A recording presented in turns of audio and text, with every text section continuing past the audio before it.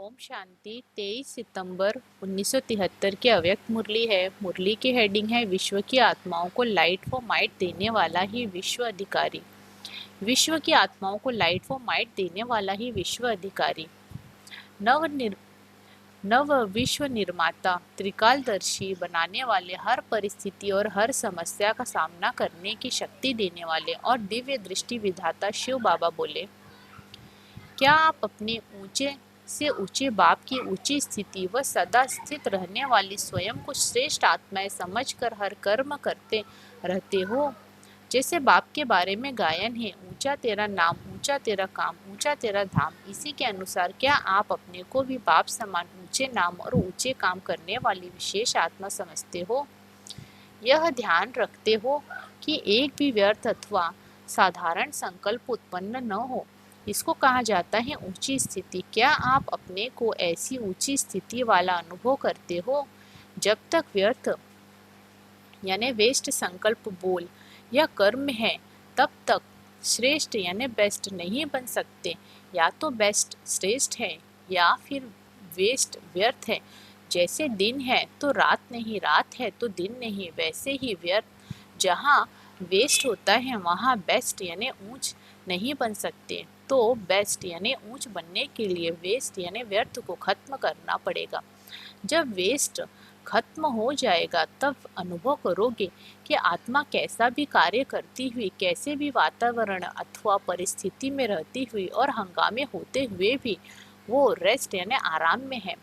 जैसे आजकल साइंस वाले अपनी साइंस की नॉलेज यानी विद्या के आधार पर कैसे भी दुख के समय एक इंजेक्शन द्वारा अल्पकाल के रेस्ट यानी आराम का अनुभव कराते हैं ना, वैसे ही कितनी भी आवाज और कितना भी तमोगुणी वातावरण हो, लेकिन साइलेंस की शक्ति से वेस्ट यानी व्यर्थ समाप्त होने के कारण बेस्ट यानी श्रेष्ठ स्थिति में स्थित होने से सदा रेस्ट यानी आराम अनुभव करोगे।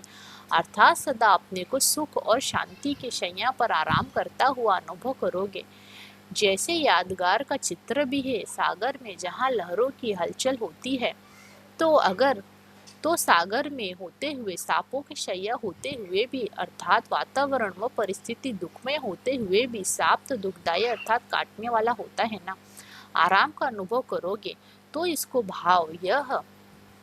भाव यह है कि ऐसी परिस्थितियां, ऐसा वातावरण जो काटने वाला हो, हिलाने वाला हो और अपने विष द्वारा मूर्छित करने वाला हो, लेकिन ऐसे वातावरण को भी सुख शांति की शैया बना दे, अर्थात आराम का स्थान बना दे, अर्थात आराम सदा अपने रेस्ट में रहे, अर्थात आत्मा सदा अपने रेस्ट में रहे। तो जैसा यादगार चित्र है, क्या वैसे ही प्रैक्टिकल जीवन में अनुभव करते हो? शीतलता में शीतल रहना कोई बड़ी बात नहीं है। आराम के साधनों में आराम से रहना यह भी साधारण बात है, लेकिन बेआरामी में आराम से रहना, इसको कहा जाता है पद्मापदम भाग्यशाली। तो ऐसे विषय सागर के बीच रहते हुए पांच विकारों को अपने आराम व सुख और शांति की शैया बनाना है। अर्थात क्या अभी से विकारों के ऊपर सदा विजयी बन सदा ज्ञान के मनन और बाप के मिलन में मगन रहते हो? तो ऐसी स्थिति में स्थित रहते हैं, अर्थात सदा मग्न है, वह ही सदा निर्विघ्न है। मग्न नहीं तो जरूर कोई विघ्न है। अविघ्न आपके ऊपर वार करने से हार गए हैं या आप ही विघ्नों से हार खा जाते हो? अब तक भी हार खाते रहना, क्या यह हो सकता है? यह तो असंभव है ना। अभी हार खिलाने वाले हो या कि खाने वाले हो? अगर स्वयं निर्विघ्न बने हो तो बनने वालों का कर्तव्य क्या है? कोई तो अब बन रहे हैं, कोई बन गए हैं। जो बनने वाले हैं वह अपने में ही बिजी यानी व्यस्त, क्योंकि जब तक स्वयं न बने तब तक औरों को बनाने में यथाशक्ति ही कार्य कर सकते हैं। लेकिन जो बन गए हैं उनका क्या कर्तव्य है? उनका कर्तव्य है दूसरों को बनाना। तो बना रहे हो ना, तो क्या पहले चैरिटी बिगिंस एट होम है, अर्थात अपने साथियों को। वे साथी कौन से हैं? आपके जो ब्राह्मण परिवार के साथी हैं, तो उन अपने साथियों को आप समान बनाने के बाद फिर बाप समान बनाना है। लेकिन पहली स्टेज में यदि उन्हें आप समान बनाओ तो भी बहुत है। तो जो बने हैं उनका कर्तव्य क्या है? उनका स्वरूप अभी कौन सा होना चाहिए? किसी ने उत्तर दिया, विघ्न विनाशक। अच्छा, विघ्न विनाशक कैसे बनेंगे?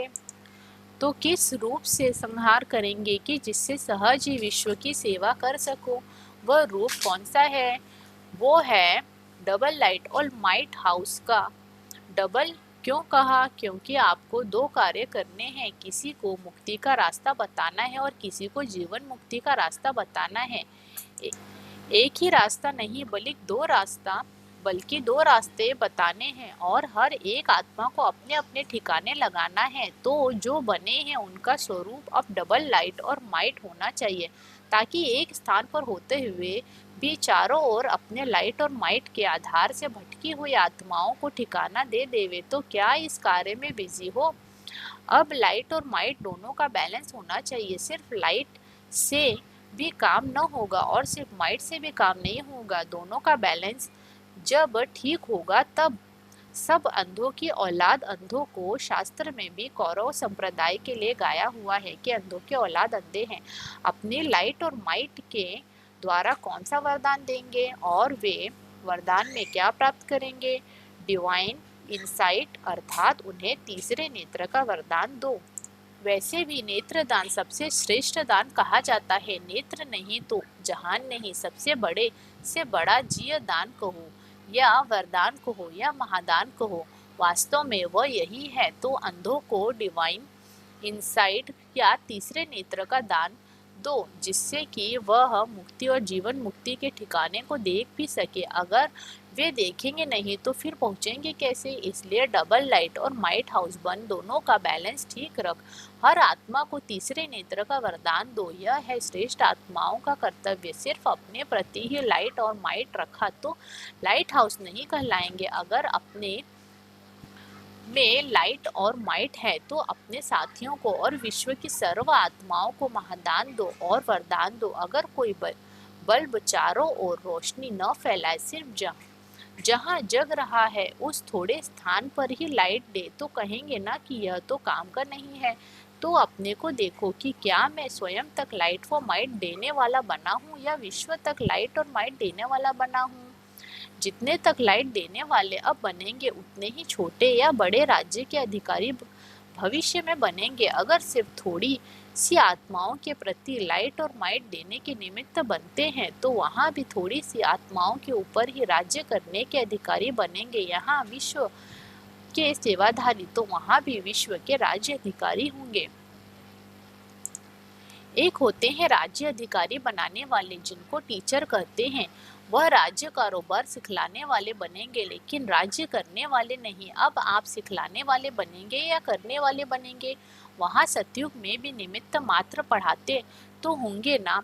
राज्य कारोबार सिखलाने वाले शिक्षक जो होते हैं उसको राज्यधारी कहते हैं, परंतु राज्य अधिकारी नहीं। या तो राज्यधारी बनेंगे या फिर राज्य अधिकारी, लेकिन अधिकारी वह बनेंगे जो अभी से अपने स्वभाव, संस्कार और संकल्प के अधीन नहीं बनेंगे। जो अभी भी अपने संकल्प के अधीन होता है तो क्या वह अधिकारी हुआ? वह संकल्प के भी अधीन हुआ ना। तो इसलिए अब संकल्पों के भी अधीन नहीं, स्वभाव और संस्कार के भी अधीन नहीं होना है। जो अब से इन सबके अधिकारी बनेंगे वह ही वहाँ राज्य अधिकारी बनेंगे। अब हिसाब निकालो कि कितना अधीन रहते हैं और कितना अधिकारी रहते हैं, फिर उसकी रिजल्ट से स्वयं भी अपने भविष्य का साक्षात्कार कर सकते हो। अर्थात अपने आप को परखने के लिए आईने में अपने वर्तमान और भविष्य 21 जन्मों के लिए हमारे फ्यूचर के फीचर्स क्या होंगे वह भी देख सकते हो। आप अपने 21 जन्मों के फीचर्स भी देख सकते हो। अगर आपका अपने आप को परखने की शक्ति का आईना इतना पावरफुल हुआ तो उस आईने में तो सिर्फ वर्तमान देख सकते हैं, भले कितने भी पावरफुल शीशे हो जिस द्वारा बहुत दूर की चीज़ को भी देख सकते हैं, लेकिन वह भी है तो इस दुनिया का ही ना। उससे भविष्य को तो नहीं देख पाते, लेकिन आप लोगों को परखने की शक्ति का आईना इतना पावरफुल मिला है जिनसे न सिर्फ भविष्य 1 जन्मों को अपितु 21 जन्मों को देख सकते हो और फिर 21 जन्मों के आधार पर भविष्य पद के आधार पर अपने पुजारीपन के पाठ को भी देख सकते हो। तो ऐसा पावरफुल आईना जो बाप दादा द्वारा प्राप्त हुआ है, क्या उनमें देखते रहते हो? अपने को क्लियर देख सकते हो कि देखने के लिए किसी और की ज़रूरत है? त्रिकालदर्शी को और कोई भी कोई की आवश्यकता होती है क्या? त्रिकालदर्शी तो दूसरों के भविष्य को भी जान सकते हैं, तो क्या आप अपने भविष्य को नहीं जान सकते? त्रिकालदर्शी बने हो कि एकदर्शी बने हो? एकदर्शी अर्थात सिर्फ वर्तमान के दर्शी। अब तो त्रिकालदर्शी बन सबको संदेश दो। जब एकदर्शी बन संदेश देते हो तो 1% ही रिजल्ट निकलती है। त्रिकालदर्शी बन संदेश दो तो 3 हिस्सा रिजल्ट तो निकल ही जाएगी, अर्थात 75% रिजल्ट होगी। अब है 25% रिजल्ट। तो अब क्या करेंगे? अभी पांडव सेना की विजय का झंडा लहराएंगे। फिर क्या क्या करेंगे? दोनों ही लहराएंगे ना। यह झंडा लहराना तो सहज है। चारों चाहे एक के बजाय 100 लहरा दो, हर एक अपने एरिया में जितने चाहे लहरा दे। लेकिन इस झंडे के लहराने का अर्थ क्या है? विजय का झंडा लहराना तो जो अब मिलकर तन मन और धन सब लगा रहे हो, वह किस लक्ष्य से? क्या सिर्फ शिव के चित्र के झंडे लहराने के लक्ष्य से? अब लक्ष्य यह रखो कि सब मिलकर अपनी राजधानी पर विजय का झंडा लहराएंगे और सब पर विजय पाएंगे। अगर बच भी जाए तो वह भी दबे हुए हो। बोलने से चुप तो हो ही सकते हैं। बोलने से चुप तो हो ही सकते हैं ना। अब तो चुप भी नहीं है, अब तो बोलने में भी होशियार हैं। देखो विश्व का मुख कौन सा है? अखबार, पर्चे और मैगजीन अब विश्व के मुख द्वारा बोलते तो रहते हैं ना, लेकिन चुप हो जाए, मार न सको तो कम से कम मूर्छित तो करो। मूर्छित वाला भी बोलेगा तो नहीं ना। अब यह रिजल्ट आउट होनी है। राख कौन बनते हैं और कितने बनते हैं, और कोटों में से लाखों में से एक कौन निकलते हैं, वह भी देखेंगे। लेकिन यह होगा कैसे? इसके लिए 2 बातें छोड़नी है और एक बात धारण करनी है। 2 बात कौन सी छोड़नी है? 2 मत को छोड़कर एक मत धारण करनी है। लेकिन 2 मत होती क्यों है? एक मत से 2 मत में आने का कारण क्या है? 2 बातें छोड़नी क्या है और एक बात धारण क्या करनी है? छोड़नी है एक तो स्तुति और दूसरी परिस्थिति।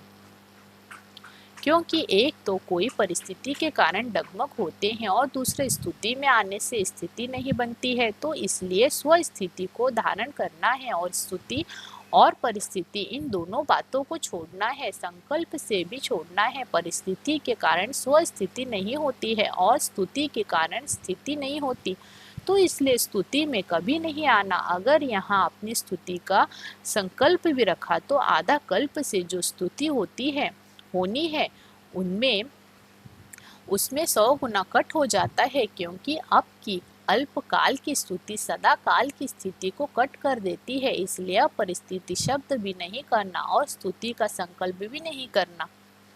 जितना निर्माण रहेंगे उतना निर्माण का कार्य सफल होगा। जितना निर्माण रहेंगे उतना निर्माण का कार्य सफल होगा। अगर निर्माणता नहीं तो निर्माण नहीं कर सकते। निर्माण करने के लिए पहले निर्माण बनना पड़ेगा। इसलिए एक स्लोगन सदा याद रखना, कोई भी कार्य हो, कोई भी सर्कमस्टांसेस सामने हो, लेकिन सदैव जैसे अज्ञान काल में कहावत है कि पहले आप अर्थात दूसरों को आगे बढ़ाना, स्वयं को आगे बढ़ाना है। स्वयं का झुकना ही विश्व को अपने आगे झुकाना है। इसलिए सदैव 1-2 में यही वृत्ति, दृष्टि और वाणी रहे कि पहले आप। यह स्लोगन कब भूलना नहीं। जैसे बाप दादा ने कभी भी संकल्प बोल में व कर्म में यह नहीं दिखलाया कि पहले मैं, सदैव बच्चों को पहले लाए। इस दृष्टि व वृत्ति को आगे रखा। इस प्रकार फॉलो फादर करने वाले हर आत्मा इस बात में फॉलो फादर करेगी तो सफलता 100% गले की माला बनेगी। अगर पहले आपकी बजाय पहले मैं ये संकल्प भी किया, अगर एक आत्मा ने भी ये संकल्प किया, वो वाणी और कर्म में भी लाया, तो मानो सफलता की माला का एक मणका टूटा। माला से एक मणका भी यदि टूट जाता है तो सारी माला पर प्रभाव पड़ता है। इसलिए स्वयं को तो इस बात पे पक्का करना ही है, लेकिन स्वयं के साथ साथ संगठन को भी इस पाठ में व इस स्लोगन में सदा सफल बनाने के प्रयत्न में रहना है, जिससे विजय माला का एक मणका भी अलग न होने पाए। जब ऐसा पुरुषार्थ करेंगे वह यह कार्य करेंगे, तब विजय का झंडा अपनी राजधानी के ऊपर खड़ा कर सकेंगे। पाठ बजाने के पहले रिहर्सल समझा।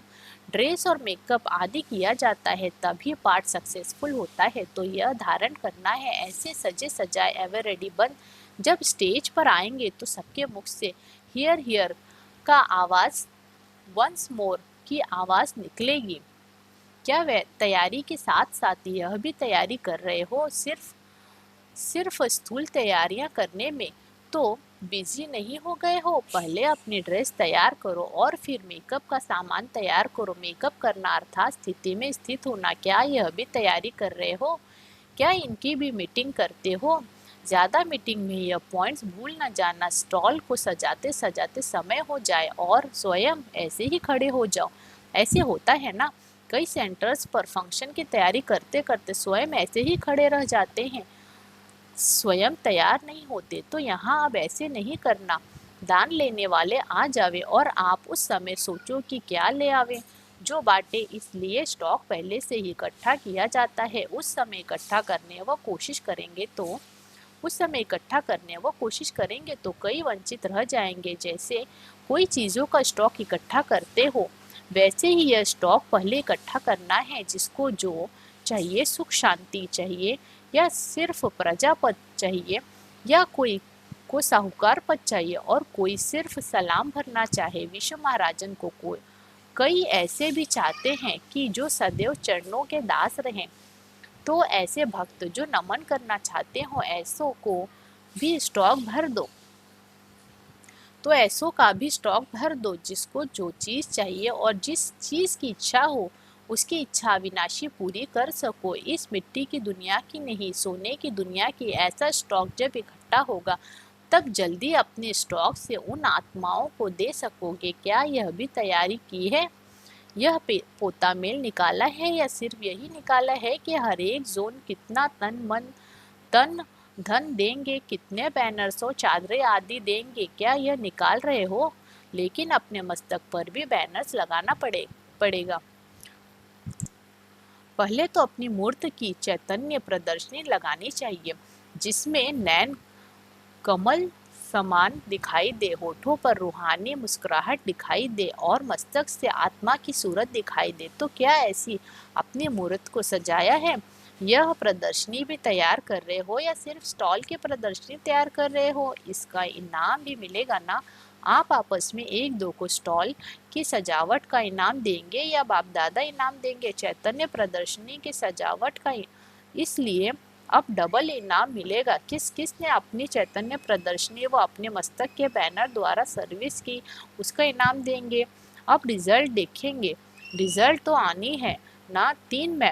तीन नंबर्स को इनाम मिलेगा, फर्स्ट सेकंड और थर्ड। बाप दादा भी 3 इनाम देंगे। हर एक अभी से सोच रहे हैं हम फर्स्ट इनाम लेंगे और फर्स्ट में भी आ जाएंगे। अगर सब फर्स्ट में आ जावे तो भी सौगात देंगे।